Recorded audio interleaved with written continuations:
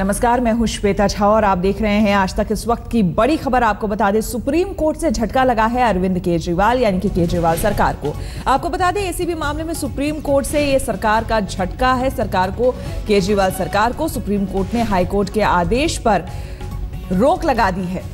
क्या कुछ कहना है वकील का, ये सुनते हैं। एक ऑर्डर रिजर्व हुआ था तो उन सब चीजों को सुप्रीम कोर्ट ने स्टे कर दिया। लेकिन आम भाषा में अगर हम पूछे कि एसीबी की पावर कम हो गई, आप ये कह रहे हैं कर सकती है, अभी उस चीज पे स्टे दिया है या नहीं दिया? देखिए, एसएलपी पे नोटिस इशू कर दिया है। प्राइमा फेसी भारत सरकार के केस में मेरिट था, तभी उस पर नोटिस इशू किया है और आगे ये विषय कोर्ट के संज्ञान में रहेगा। कोर्ट इस पे अपना डिसीजन देगा। इंग्लिश में चाहिए क्या? तो एसीबी मामले में आपको बता दें, एंटी करप्शन ब्यूरो मामले में ये मामला गया था हाईकोर्ट केजरीवाल सरकार की तरफ से। उसके बाद हाईकोर्ट ने इसको जारी रखने की बात कही, यानी कि केंद्र सरकार के जो कर्मचारी हैं, जो अधिकारी हैं, उस पर एसीबी कार्रवाई कर सकती है, ये मामला था। लेकिन सुप्रीम कोर्ट इसी मामले को चुनौती दी केंद्र सरकार ने सुप्रीम कोर्ट में, और सुप्रीम कोर्ट का यह बड़ा फैसला आया है जिसमें कि हाईकोर्ट के फैसले पर रोक लगा दी गई है। There was a SLP filed by the union government with respect to certain observations made in a bail application judgment by the High Court, certain unwarranted observations with respect to 21st May notification. The Supreme Court of India, after hearing the matter, prima facie realized the merit in the case of Union of India. They have issued notices on the SLP of Union of India. They have also issued notices on the stay application.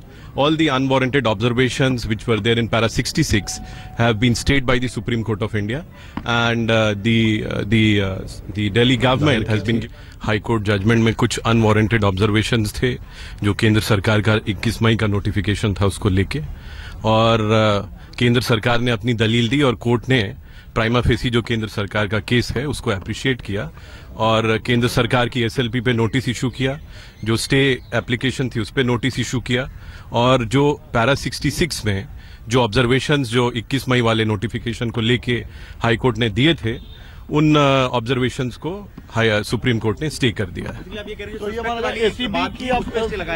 हाँ, जो भी language use की गई थी para 66 में आप जिसका जिक्र कर रहे हैं, तो उन सब ऑब्जर्वेशंस को स्टे कर दिया गया है और 3 वीक के बाद अब इसमें दिल्ली सरकार इसमें अपना रिप्लाई फाइल करेगी और फिर मैटर आगे लिस्ट होगा। एसीबी जो जांच शुरू कर चुकी थी उस फैसले के बाद, या एसीबी जो ये कह रही थी कि इस वक्त की एक और बड़ी खबर आपको हम बता दें, इंदिरा गांधी इंटरनेशनल एयरपोर्ट पर आपको बता दें रेडियो एक्टिव पदार्थ लीक होने से हड़कंप मच गया है।